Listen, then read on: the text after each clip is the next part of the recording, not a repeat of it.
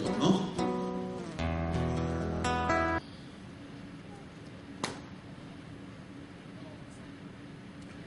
ဒီနေ့သူကစဉ်းစားဖို့ကျမ်းပိုက်ကဒီကောခန်းကြီးကငယ်14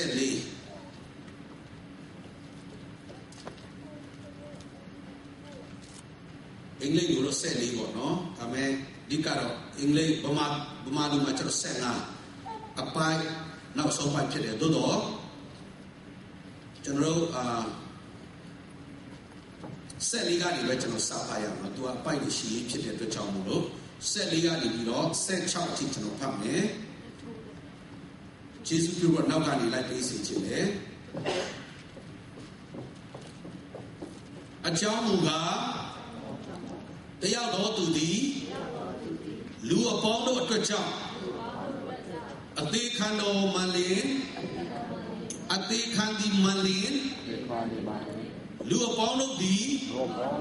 တည်လည်နေကြသည်ဟူ၍၎င်းအသက်ရှင်တော်သူတို့သည်တဖန်ကိုအလိုတို့လိုက်၍မရှင်သူတို့အတွက်ကြောင့်အသေးခံပြီးမှ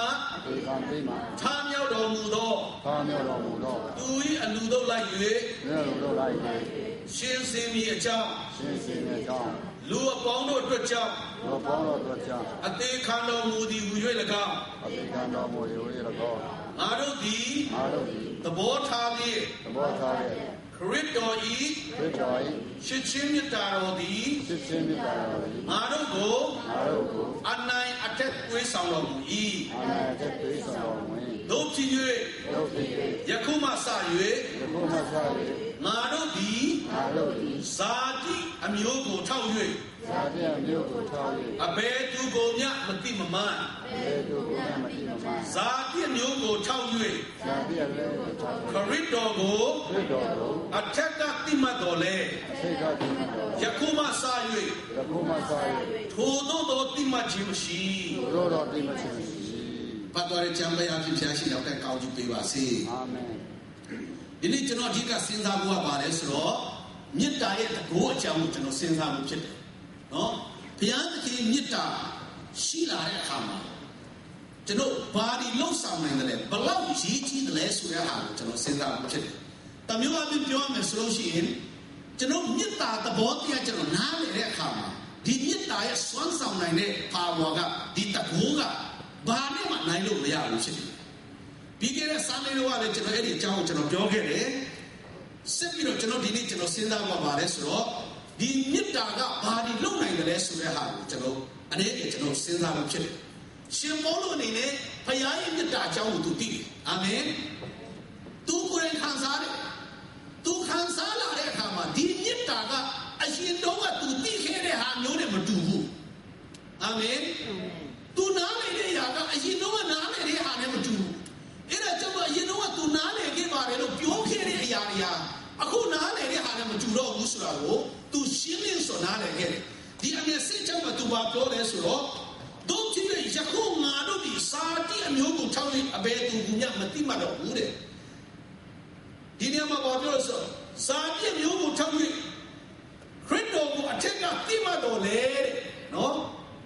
ယခုမှစာရထူတော့တိမှခြင်းမရှိတော့ဘူးတဲ့စာတိသဘောနဲ့ဖယားကိုတိမှခြင်းလည်းမရှိတော့ဘူးပြောချင်တာကအတွေ့ခေါ်ဆွဲလာမှုစိတ်ပညာပိုင်းဆိုင်ရာမှာတော်တော်ကောင်းကိုယ့်ရဲ့တိကျွမ်းနားတဲ့ပညာပိုင်းမှာတော်တော်ကောင်းဖယားကိုအရင်တော့ငါနားလေခဲ့တယ်လို့ပြောနေတဲ့အရာတွေအားလုံးကအခုအဲ့ဒါမျိုးမရှိတော့ဘူးအခုကျွန်တော်ဘာသာရေးတိုင်ဝမ်ထဲမှာဘယ်လိုရှိလဲကျွန်တော်တို့ကဒီဘာသာထဲမှာပဲကြီးလာတယ်ဆိုတာပေါ့မဟုတ်ဘူးလားဘာသာတရားနဲ့ကျွန်တော်ကြီးလာတော့ဒီအားနဲ့ပဲကျွန်တော်ဖယားတရားကဘာသာတရားနဲ့မဆိုင်ဘာသာတရားရဲ့အုပ်စုအောင်မှာသူမရှိအဲ့ဒါသူရှင်ပေါ်လို့ကအရင်တော့သူဘယ်လိုနားလဲခဲ့လဲဆိုသူကဖာရရှေလူလေကျမ်းစာပုံကိုချင်းဖြစ်တယ်ဖယားတရားခရိယံဘာသာမှာသူကျမ်းစာပုံကိုချင်းဖြစ်တယ်ဒါပေမဲ့အရင်တော့သူနားလေခဲ့တဲ့အားနဲ့အခုနားလေတဲ့ဟာမတူတော့ဘာကြောင့်လဲဆိုတော့ဖယားရဲ့မေတ္တာကသူ့ကိုအနိုင်အထက်သွေးဆောင်တာဖြစ်တယ်အာမင်အာမင်ဖယားရဲ့မေတ္တာကသူ့ကိုအနိုင်အထက်သွေးဆောင်တာဖြစ်တယ် ရှင်ဘောလို့ကျွန်တော်ကြည့်ရဖယားရဲ့လူတွေကိုဒုက္ခပေးမှုဓမ္မတိမြို့ထဲကိုဝင်လာတာနော်ဓမ္မတိမြို့ထဲကိုသူဝင်လာတဲ့အခါမြို့ထဲဝင်ခါนี้မှာဖယားရဲ့တဘိုးတော်ကကောင်းကင်ကနေတော့ဆင်းလာပြီးတော့သူ့ကိုလမ်းပြီးတော့မိမောင်းထုံးပြတဲ့အခါကျတော့အလင်းထိုးတဲ့အခါကျတော့မြေပေါ်ကနေပြီးချစ်ချင်းလဲပြီးတော့အောက်ကိုလဲကျသွားတာကျွန်တော်တွေ့ရတယ်အဲ့ဒီအချိန်မှာသူနားမလဲသူလောက်တာကဘာသာရေးအတွက်လောက်တာနော်ယေရှုနောက်လိုက်တဲ့လူတွေအခုကစကားနဲ့ဆိုဘောရရဲ့တမားတွေကိုစัจจิလုံးလို့ရတဲ့သူကလာခဲ့တာဖြစ်တယ်သူတို့ရဲ့အတိုင်းဝိုင်းမှာဒီလူဟာမျိုးကသူလက်မခံနိုင်ဘူးအဲ့တော့ဒီလူတွေကိုဖြစ်စည်းဖို့ရအတွက်ဓမ္မတိမျိုးကိုလာရောက်လာတာဖြစ်တယ်ဒါပေမဲ့သူကိုယ်တိုင်ကဘယ်တမင်မျိုးဖြစ်တယ်ကျမ်းတော်ပုံဖြစ်တယ်ဖယားကသူ့ကိုဘယ်လိုတွေးဆောင်လိုက်တယ်ဆိုတော့သူလူချင်းနဲ့လာမဟုတ်ပဲနဲ့မလူချင်းနဲ့လာမဲ့ကိုသူတွေးဆောင်မှာဖြစ်တယ်ဟာလေလုယာသူနားမလဲဘူးကောင်းကင်ကအတန်ကတင်းညင်းဆဲတော့နာစရမျိုးသားယေရှုလို့သူပြောတယ်ဖယားကသူမျိုးမျိုးညင်းဆဲတယ်လို့သူမထင်ခဲ့ဘူးဒါပေမဲ့သူဖယားရဲ့လူတွေကိုသူမျိုးမျိုးညင်းဆဲခဲ့တယ်နောက်ဆုံးတတိပန်ဆုံးတဲ့အချိန်မှာတောင်မှ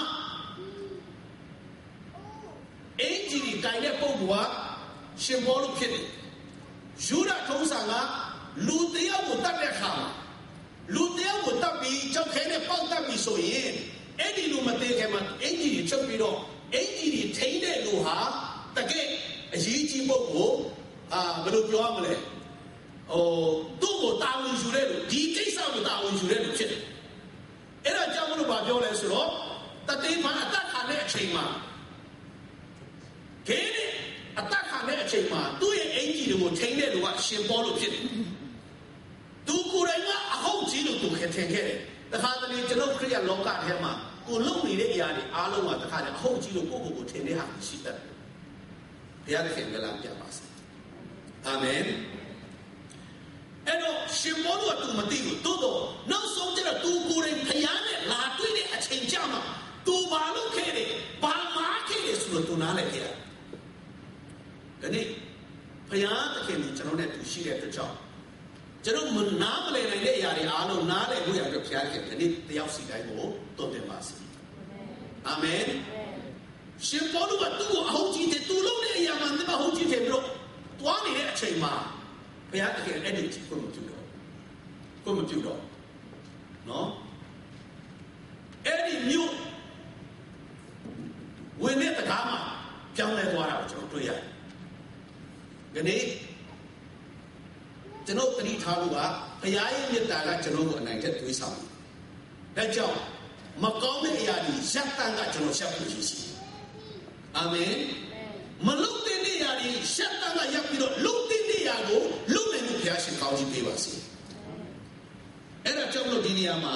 တခင်ရှင်ဘောတော်ဘာပြောလဲဆိုတော့ငါတို့ဒီသဘောထားနေခရစ်တော်ရဲ့ချစ်ချင်းမြတ်တာတွေငါတို့ကိုအနိုင်ထက်သွေးဆောင်တယ်ဆိုတာကကိုလိုချင်လို့ဘုရားရဲ့မြတ်တာကသွေးဆောင်တော့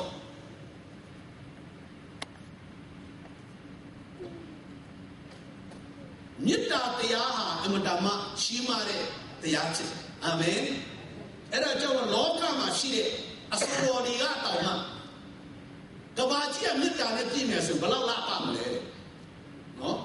မြတ်တာကျွန်တော်မိသားစုထဲမှာပဲဖြစ်ဖြစ်ကိုယ့်ရဲ့အတိုင်းဝိုင်းထဲမှာပဲဖြစ်ဖြစ်နောက်ဆုံးအသင်းတော်ထဲမှာပဲဖြစ်ဖြစ်မြတ်တာတဘောတရားကိုကျွန်တော်ထားတတ်တယ်ဆိုရင်ဒီမြတ်တာတရားကအားလုံးလာပါစေမှာဖြစ်တယ်အာမင်ကျွန်တော်ပြီးခဲ့တဲ့အပတ်ကကျွန်တော်ပြောပြတယ်မြတ်တာမရှိတဲ့အခါမှာဘာဖြစ်တယ်လဲဆိုတာမမြင်နိုင်တဲ့အရာတွေမကောင်းတဲ့အရာတွေပဲထွက်လာတယ်စိတ်ထဲမှာပူလာတယ်စဉ်းစားတယ်ဒါပေမဲ့မြတ်တာတရားကြီးလာတဲ့အခါမှာကိုယ်ဆွဲတဲ့မြတ်တာဖက်ကကိုပါသွားတဲ့အတွက်ကြောင့်မလို့နောက်ဆုံးသူ့အမားရှိတာတောင်မှမားတယ်လို့မမြင်နိုင်တဲ့အဆင့်ကြီးတော့ဖြစ်သွားတယ်အေးဒါကမြတ်တာတရားဒါကြောင့်မလို့ဒီတကယ်တမ်းကျတော့ဒီစကားကဘာကိုပြောချင်လဲဆိုတော့ဖယားကိုချစ်တဲ့နေရာမှာဖယားကိုချစ်ပြီးတော့ယူသွားတာအနိုင်အထက်သွေးဆောင်တယ်ဆိုတာ तू ကအနိုင်အထက်သွေးဆောင်တယ်ဆိုတော့အဲ့ထဲမှာပါသွားတာပေါ့အပြင်စကားနဲ့ပြောလို့ဆိုဖယားယူတာအာမင် ကြပြောပါမယ်ဖယားယူတာ